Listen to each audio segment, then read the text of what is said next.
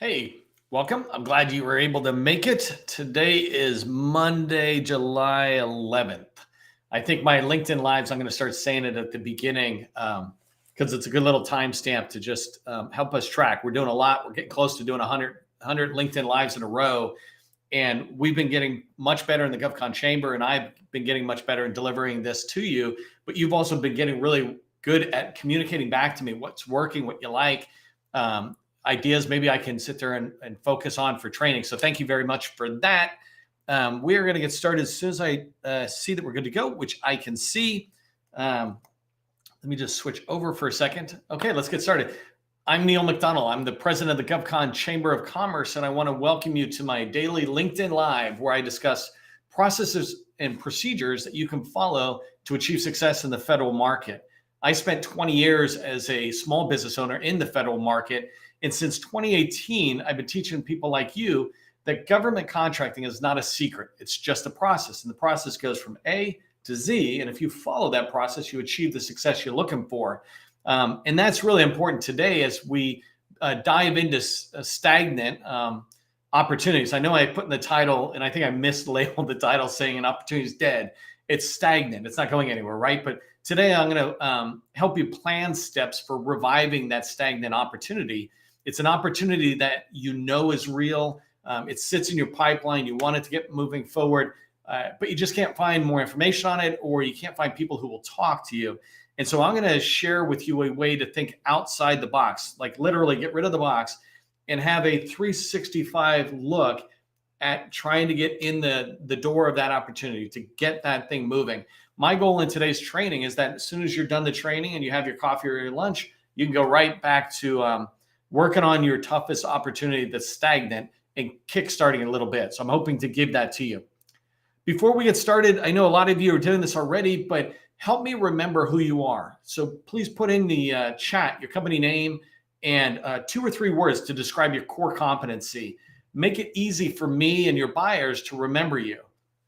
An example is somebody I'm about to talk about really quick. While you're putting that in the comments, I just want to do a shout out to a company called Bain Group. You might see Hunter or Greg in here during our event. And Bain Group's core competency is Office 365, Microsoft Office 365 with a specialty in SharePoint.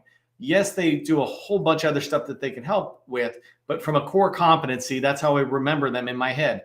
They're the Office 365 SharePoint experts. When somebody asks me, I go there. There's a couple of other people who do that as well, and I remember you as well. But I encourage you to connect with Hunter or Greg. Reach out and connect with them. I know they're both open to connections. Follow the Bain Group's LinkedIn company page so you are tracking on whatever they put out that might be helpful to you and to them. And then the last thing is consider adding them to your team as you're reaching out into DoD or civilian agencies. They'd be a great one to help you with. So just Greg and Hunter, I appreciate you always being in the community and helping us build this stronger and stronger. So I encourage everybody to reach out and talk to you. Okay, today I'm going to talk in this training about how to revive a stagnant opportunity. I'm going to pick one particular opportunity and keep it in my mind as I go forward. And it's a Air Force opportunity. It's called DevSecOps BOA. And it's a vehicle, basically.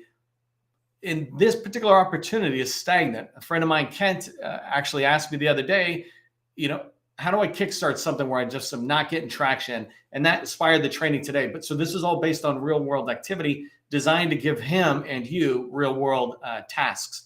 So 2 things I want to cover today. First off, the number one reason why opportunities go stagnant, why there's stagnation in the pipeline.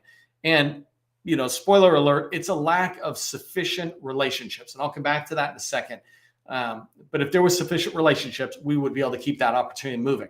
The second thing I'm going to talk to you about are 10 steps to breathe life back into your opportunity. Specifically, what can you do? Some of them you're going to be very familiar with. I tried that already. Some of them you're going to sit there and go, I hadn't thought of that. Let me try that. So that's what we're going to cover today. And I'm going to start with the number one reason for stagnation. It's just this lack of sufficient relationships. When you really think about it, if you're trying to gather information, you're trying to get in the door for meetings, whatever it is, if you had a sufficient amount of relationships, it would move forward, right? And so a couple of things to keep in mind as we go forward talking on this is that people don't buy from who they know, like, and trust. I know we sometimes say that, even I've said this in the past, people buy from who they know, like, and trust. They don't. In the federal government, they buy on a very formal structure. It's basically a compliance exercise. People talk to who they know, like, and trust, right? They'll talk to you when they know, like, and trust you. And in my opinion, since you're likable and you're trustworthy, your customer must not know you. Hence the reason I say there's not a sufficient amount of relationships. If enough people knew you, of course they would like you and trust you. So then you would be moving the opportunity forward. So keep that in mind. Let's think about this from the customer standpoint, right? Sometimes we're trying to reach people, they're not getting back. Even I'm guilty of this to a degree, right? You might be trying to get hold of me or asking me for a handout I mentioned last week, or some of the others in the community might be asking, I really want to get back. I just haven't. And there's no ulterior motive on why Neil didn't get back to you, for example. And it's the same thing here. There's no real ulterior motive on why people don't get back to you. If they don't want to talk to you, they'll tell you. Otherwise, they'll go stagnant. And so one of the things you can think about is that maybe that contracting officer, as an example, is just busy from so many people reaching out to that person. And she's trying to get back to all the businesses that are asking questions, but it's going to take a while because there's so many people reaching out. And that's a normal expectation, right? You probably deal with that yourself on a lot of incoming emails from your colleagues, your bosses, your customers, and you're trying to get back to them as soon as possible. And sometimes we get a little overwhelmed. And that goes into a broader thing, is that maybe this contracting officer has got a workload lift that is overwhelming them. An example is they've got to get a bunch of documents out this week, or, you hear this all the time from teaming partners. I'm working on a proposal. Can we connect the next time? It's like, sure. We get overwhelmed with not just people reaching out to us to ask us questions, but maybe just our own projects. And so if you keep this in mind, you remember it's not about you, it's about them, and they're just busy, right? Another reason for why somebody might not be getting back to you is that they've got personal issues, right? For those of you who remember, back in early May, I had COVID, right? I was able to go 2 years, not get it. And then I picked it up in early May, and the whole household got it. At some point, I just went offline for a week, right? It's no big deal. There's personal issues people have, and they sometimes impact their business life. Don't take it personal, be understanding, and be persistent, right? You just got to keep showing up, not a pest, but just persistence. And and I'll talk to you a little bit about how to be persistent in a polite way. The other thing is they might just be out of the office, right? Somebody might be on TDY, especially in the government. They might be TDY for 30 days, 180 days, whatever it is. And you think they're the right person to talk to, especially if you're doing capture a lot farther in advance, right? So keep that in mind, that they might just not be there. And when I give you some tips, they're all going to go back and address all these things I'm talking about. Another one is that they're just ignoring you. So this is my one that I like to put in, because maybe they really are ignoring you, right? They're not getting back to you on purpose, but it's because they're not the right person, and they're too busy or inconsiderate to follow back up and say, hey, Joe, just letting you know, I'm not the right person. I'm not on that job. I don't know who the right person is. Good luck. But at least they close the loop with you, right? You cross them off your contact list. But that might be another reason they're not getting back. But the plain reason, then, I don't want to call it the number one reason, but it basically is the most likely reason people are not getting back to you, and there's a stagnation in there, is because they just forgot about you. And what I encourage you to do is to just follow up, right? We talk about sometimes your email goes down, and I always talk about, when I send an email, I say, hey, just bring this back to the top of your inbox. And many of us do this now. It's a common way of saying, hey, do you remember me? And I asked you for help. Just bringing this back to the top is a soft way of saying, hey, what's up? But you need to keep in mind, when I say that they're forgetting about you, the biggest problem with communication, and that's what you're trying to do here, the biggest problem with communication is the illusion that it took place at all. You feel like you sent a voicemail or email to the other person, and they read it, received it, understood it, absorbed it, or anything, and somehow you guys have had a communication, and now they know it's their responsibility to get back to you.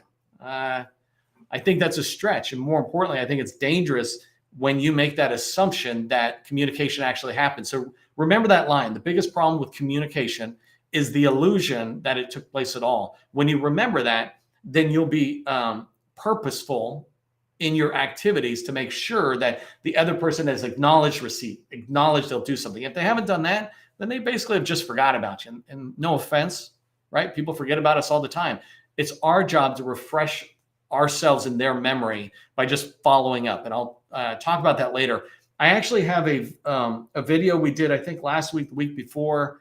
And Gus, you're on. Help me if you remember. But I think it's number 61, because now I've got a list of the 80 videos or so that we've done so far training. I think number 61 is about how to follow up persistently over 30 days. And you can repeat that longer than 30 days, but I gave you the first 30 days in a way that just keeps coming back to the person who's not responding. And generally the assumption is they just forgot about you, and you're just trying to get them to remember you. If you want that handout, put it in. Many of you already have it, so you don't have to put it in that you want it again. But Gus can put that video in if you get a chance. Okay, so those are the reasons for stagnation, right? Is that there's a lack of sufficient relationships. And I want to talk to you about what relationships you should have. Like what are sufficient amount of relationships you should have for an opportunity, and who are those people? What are their roles? I'm not going to dive into hugely how to reach out to them, because I have other training that if you look at the summary of training that Gus or somebody will drop into the chat, you can find the training specific there. Ask me if you have questions. But let's go through 10. I'm going to give you 10 different ways to refresh this contracting this opportunity, right? And in here, as you go forward, I want you to think about which ones are new to you, right? Oh, I hadn't tried that. And so if you can relate to sometimes opportunities being stagnant, but there's an opportunity, there's an idea I give you that you haven't heard of before, put that in. When you hear something, you go, hey, that's new, or hey, I'll try that. I want to hear which ones really resonate with you of the 10. So the first thing is most obvious, right? I'm going to try to go the most obvious to the least obvious. And it doesn't mean any of them are silver bullet, because it could be number 2 and 6 are the right ones for you for this opportunity. But the first one is the contracting officer / specialist, right? In any opportunity, there's a contracting officer and generally a contracting specialist assigned to it, and they're working it. Sometimes many, right? I just did an opportunity or a LinkedIn Live about the State Department Evolve contract, and there's going to be 9 contracting officers and specialists on there. So there could be many. But you want to reach out to them. Obviously, you're probably trying that already, but you want to make sure you're also reaching out to the old ones. So if there's a new opportunity being listed, and let's say you're stuck into using GovWin as your source, they're only going to put down one person. Actually, if you go to GovTribe, they're even better, because they'll put down the changing of the guard, if you will. And so you'll see old names. And those are potential people you can follow up with and say, hey, I'm trying to get traction with Molly, but she's not there. Any chance you can either help me reach or answer some of my questions? Can I take 5 minutes of your time? Whatever it is, GovTribe does that really well, summarizing it. And I know both of these are subscriptions. So in that case, they're give you contact information, but you can also go over to FPDS. And inside of FPDS, you can find not only, so in this case, it's a BOA, right, a vehicle. I can find that, but I can also find potentially task orders that are done on that vehicle. And in each one of them inside of FPDS, it will tell me who the contracting officers are. So here's in the number 1, because I know it's the most obvious, I want to push it a little bit with you. If you know the contracting officer of an opportunity you're trying to go after, you know the contracting officer, right? Keep that in mind. Do you know who their boss is? Do you know who the head of contracting activity is for this command or the next higher command up? If you're trying to land an opportunity that's $1 million or $10 million or $100 million, which is where I tend to play, if you want to go after that, then why aren't you going after it in the most aggressive way, right? I'm not waiting for somebody to come back to me. I'm going to call their boss and their boss's boss. Now, you don't want to do it right away. First, do the 30-day thing. And if you're not getting any traction, then you can move it up to the boss and say, hey, I sent 10 emails and 4 voicemails or whatever. The other thing is, when you reach out to people like their boss or the head of contracting activities, always be incredibly nice and I use this word softly, but subordinate. I'm not trying to shove myself into your face or say anybody did anything wrong. I just feel like I might be doing something wrong, knocking on this door to get information, and maybe there's a better door. Could you help me? Right? When you go in like that, instead of saying, hey, Molly's not doing her job, it's like, well, I don't know what Molly's doing. Maybe she is doing her job and I'm not her job at the moment. So anyways, that's a long way of talking about number 1. I'm not going to talk that long about all of them. But keep in mind, If you're going after a contracting officer, you should put it after 30 days of no luck, move up to their boss. Their boss might assign you to somebody you didn't know about or GovWin doesn't know about. Okay, next one is small business specialist. Every opportunity I have when I put it in a pipeline, it does not move forward in a capture stage until I know who the contracting officer, the specialist, and the small business specialists are. So for you, whether you're large business or small, you can still reach out to these people because small business specialists theoretically are there to be a liaison between industry and the buyer, right? They want to help the program office find qualified buyers, procurement ready buyers or sellers, excuse me. But inside of every opportunity that you're going after, let's say this one's in Dayton, Ohio, I can go into Dayton, Ohio, find the small business specialist at that Air Force base and reach out to them and say, hey, trying to learn more about this opportunity. Can you help me get information? That small business specialist I said, right, is that theoretically they're working with smalls. They'll take calls from larges all day long. Hey, I know you really support small businesses, but I was hoping you could help me get a piece of information. And in exchange, I'd be happy to talk to any small business you want me to that maybe is looking to talk to a large or something. As a large, just be willing to give something to the small. That small business specialist can turn around and say, hey, company A, why don't you go meet Lockheed or whoever, right? So small business specialists, track them. The next one is the core. So here we're going to talk about a couple of different ways. The replay's around, so you come back to that, Rajiv. The contracting officer representative. They used to call them COTARs, but basically they're the technical representative, or they're the representative of a awarded contract, and they make sure that it's going through smoothly. Well, reach out to that person, find out who they are. When I was talking about small business specialists, you could try there. I'm going to talk about multiple people in a minute. Any given person you're talking to, when you're asking them questions, consider asking them related questions. For example, I might call a contracting officer and want to ask about the PWS, but at the same time, I'll go, hey, if I got follow-ups, who's the core? Who's the small business specialist assigned to this?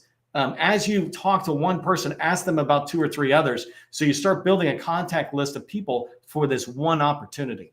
The next one is the program office, right? You already know this, but do you know who they are? Do you know actually who they are in there? I did a video a while back talking about the Air Force again, and I was talking about a cyber opportunity. And when you look at it, the 92nd Cyber Operations Squadron, I think it is, they're the prime, the main program office for this huge opportunity. I might be having a little traction there. Well, I can go over to the 90th where I do know somebody and say, hey, Commander Joe, do you know Commander Jane over here? Would you make an introduction? So if I can't get directly in, I can find a related program office and see if I can get an intro in. So that's something to keep in mind. I'm going to talk in the end about LinkedIn, but LinkedIn, you can go in and I've done videos about this where you can find program office people. You'll find one person who's listed with 10 others and you're off to the races with a bunch more people to try, remember 365, to try to get in. The next one is PCRs, Procurement Center Representatives. These are small business administration employees who were responsible basically for making sure that agencies make opportunities or set opportunities aside for small businesses that could be done by small businesses, right? That's a loose way of saying what their job is. But these PCRs are responsible for different areas. So there's a procurement center representative responsible for Dayton, Ohio, let's say, and their job is to sign off on any opportunity that's coming up that's not going to go small. There's a form they sign, et cetera. So I call them, I build a relationship. I can get in and say, look, I've been trying to get to the contracting officer. No luck. Can you help me? Do you talk to them? They talk on a regular basis, so you can work through that area. PCRs will talk to larges or small, so it doesn't matter who you are. If you're reaching out, they potentially will help you. Keep in mind with any of these people, you should be building a long-term relationship so that those people are there. There's a book called Dig Your Well Before You're Thirsty. And in sales, it's about networking. It's about making sure that you have a good relationship with the PCR. You're understanding how they like to be approached and ask for help, et cetera. So PCR is the 5th one. 6th one is your PTAC counselor. And if this is your first time here, I do a fire hose of information, but hopefully it fits for you and you can come back and watch the replay. But PTACs are really important, right? If you're a person who's been in business a while and you go, PTACs, those are for new companies. They're not. They're actually most ideal for companies that have been in business a while, Again, even larges, PTACs will help smaller larges. Some PTACs restrict themselves to only help in smalls, but basically DLA money is earmarked for anybody, right? But most importantly, if you build a relationship and you're large, just say, hey, I'm happy to come speak to your smalls. Could you help me? Right? Give and then get. But PTACs are Procurement Technical Assistance Centers, and you can find a lot of information out there. I call them one of my 7 mentors. And so one of the early videos, like I think in the first 14 videos, there's a video in there called 7 Mentors. You can find it. And one day I'm going to get much better at this where I can just rattle off the numbers, but not yet. Anyways, a PTAC, keep in mind, you have your local PTAC. Go in, talk to them, see if there's ways they can help you. But also, you can reach out to a PTAC that's at Dayton. If you're in Texas and you want to get into an Air Force base in Dayton, Ohio, well, maybe you can use your local to make an introduction to the one over there and say, hey, can you just help us get into the contracting officer? PTAC counselors, good ones, are interacting with buyers around their region. So they're a great one to try to get in.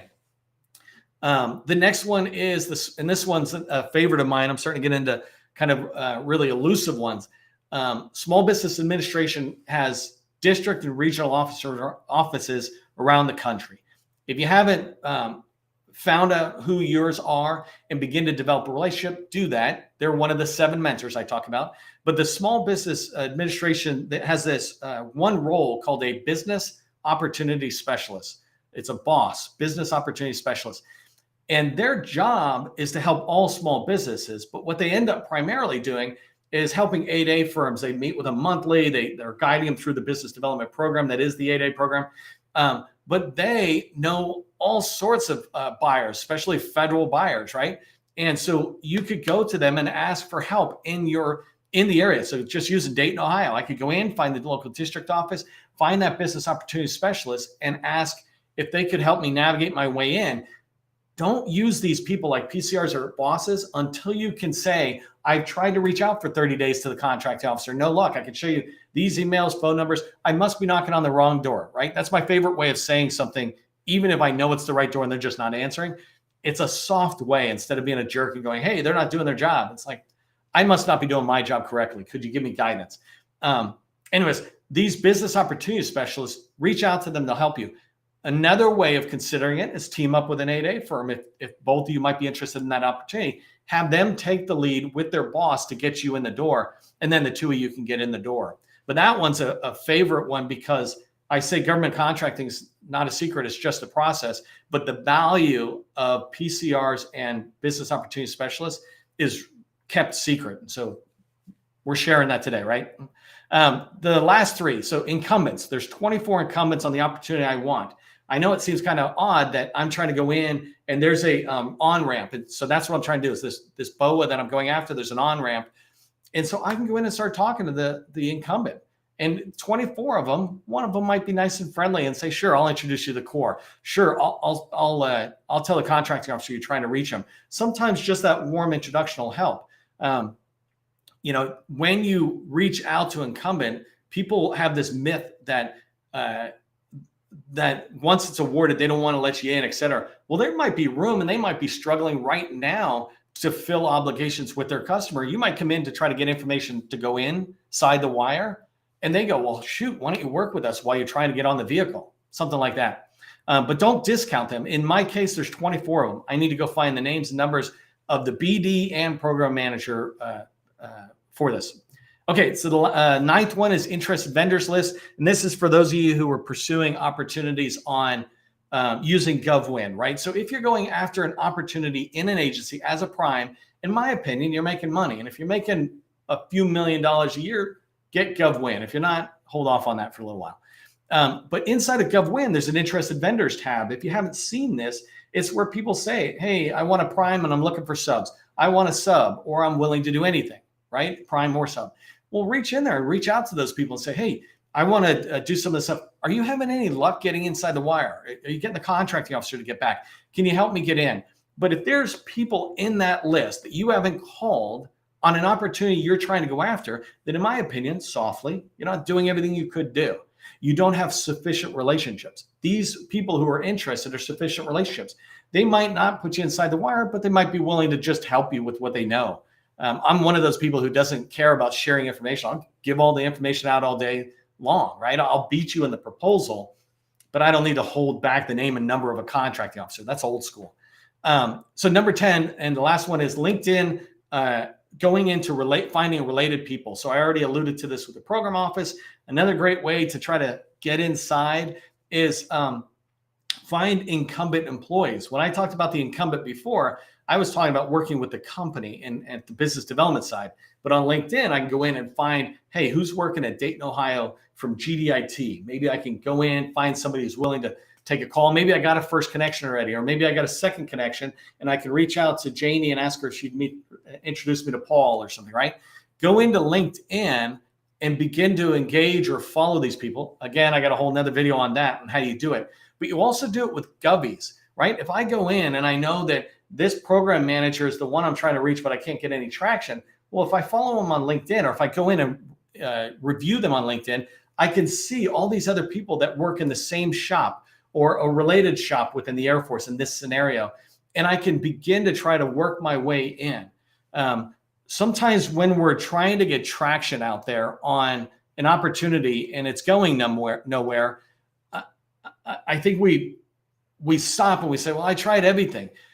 If you're stopped, you haven't tried everything, because there is so many crazy, weird ideas that you could try that'll get there. But I think a lot of times we're not even trying just some of the most basic ones. For example, the PCR or the business opportunity specialist. Those are two gems that are there for us in industry, right? They have their own responsibilities, but they will help you get in. If you don't have both of their names every single time for any opportunity you want, in like Dayton, if I don't know who that is for every opportunity, then I'm not doing everything I can. And so I could do a little bit more. And that's what I want to encourage you is think outside the box, get rid of the box. And how can you 365 approach an opportunity to stop it from being stagnant? Okay, so today we talked about the number one reason for really stagnation. It's the lack of sufficient relationships. So, take some of the 10 tips I said and go in there and begin to develop those relationships that are outside the box, the typical area that we might do. And I think you're going to get traction. There's a lot of videos I mentioned. If you would like to get a link to that, I think Gus just put it in there. Okay, so that's the 7 mentors he put in, but actually you can put one more in if you haven't done it already, that just lists out all of the replays, because a lot of what I'm talking about is already there. If you haven't got it before and you'd want a copy of that 30-day plan of how do I politely and professionally pester, a contact, I've got a 30-day plan on how to do that. If you want that handout, put that in the comments. Okay, if you found this valuable, give it a thumbs up so other people find it valuable and they come to this community. I really appreciate that among the community, you all are talking to each other, because I'm here to train you on one thing, but you're actually building relationships right now that could help you on opportunities down the road. And so that's so exciting, and I'm glad you're here doing it. Remember, government contracting, it's not a secret. It's just a process. I'll see you in the next video.